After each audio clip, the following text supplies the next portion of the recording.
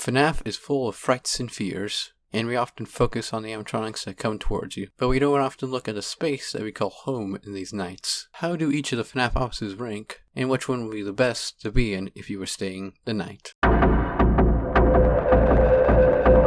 Now, the Fnaf 1 office is the first one on our list, and it's very cramped. The desk space is very nice and does seem to provide enough space to put your food on. The lack of simple doors does remove the privacy of screaming children and annoying parents. So the office space in general is very cramped, but it does have some desk space. I'll give it a B. The office is now very spacious and nice. The desk space has expanded so you can put more stuff on it, so that's a big upgrade. But it feels like the office has less privacy. The big open hole in the front of your office feels like a higher chance of having children run into your office. I feel like it would be harder for them to find the last one, but it feels like the second office has a bigger chance of children running into your office. There's also 2 big vents, so that would provide some more airflow, so that would be nice. So because of more space, I would have given it an A, but since the office has this big hole in it, I'll give it a B. Now this office has a lot of space and a good desk. This office does have an open door, but it's much smaller than the second one, and it's only one this time. It also has a window, which could allow children to look into the office. The chances of a child peeking in the office would be high because of it being a horror attraction, so people would be peeking their heads into every nook and cranny of that place. So it would make sense that someone would be poking their head in the office. So in general, the office is still spacious, and it's a little more private than the other two, so A.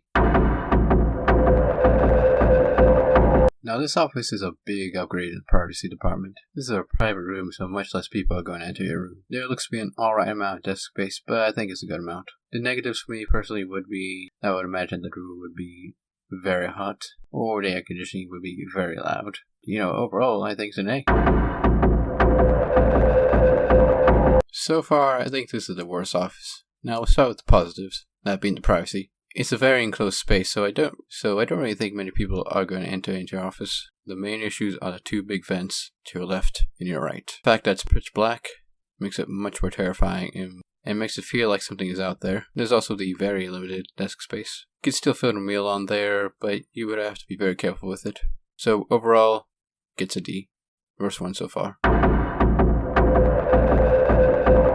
The office is huge. The biggest so far. The desk is also pretty big, even though it is pretty cluttered. But I think you can put some of the stuff on the ground. So I think that could free up some space. And overall it does have a good amount of privacy, even though there are 2 doors and a vent. But same thing for the first office, I guess. It works, I guess.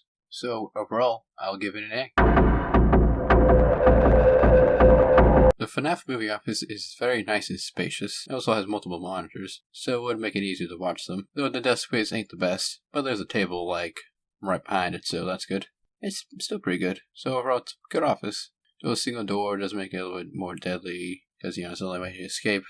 But still, though, would give you a bit more privacy in the way of only one way of someone peeping in. But, it's nice enough. So yeah, I'll give it an A.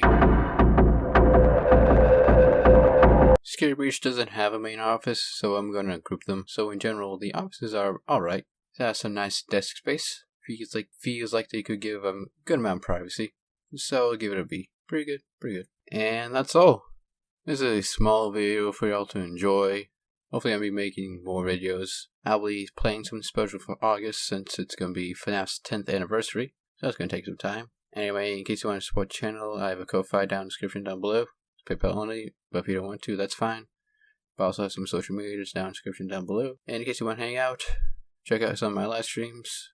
They usually happen on the weekdays around 1:45 p.m. Central Standard Time. And yeah, I hope you all had a fantastic day. And yeah, in case you have any live stream suggestions, leave them down in the comments down below.